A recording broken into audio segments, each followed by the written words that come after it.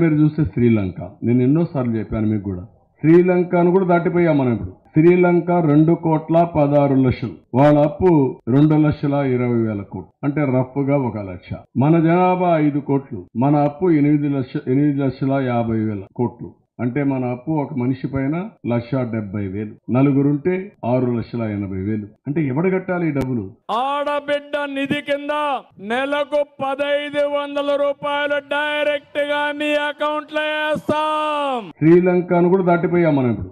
సంవత్సరానికి 3 సిలిండర్లు ఉచితంగా ఇవ్వాలని నిర్ణయించా. శ్రీలంకను కూడా దాటిపోయాం మనం ఇప్పుడు.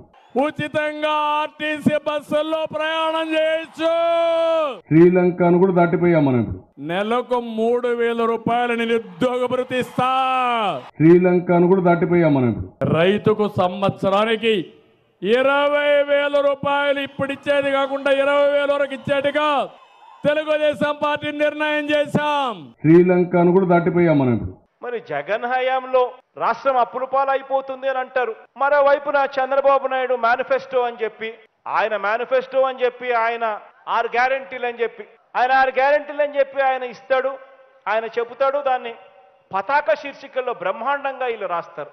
వాళ్ళు ఇచ్చేటివి చూస్తే ఆ తర్వాత ఇవ్వక తప్పని పెన్షన్లు, ఫీజు రీఎంబర్స్మెంట్, రైతులకు ఉచిత కరెంటు, ఇటువంటివన్నీ కూడా కలుపుకుంటే, ఆరోగ్యశ్రీ ఇటువంటివన్నీ కూడా కలుపుకుంటే జగన్ చెప్పేదానికన్నా, జగన్ ఇచ్చేదానికన్నా వాళ్ళు చెప్పేది 3 ఇంతలు ఎక్కువ.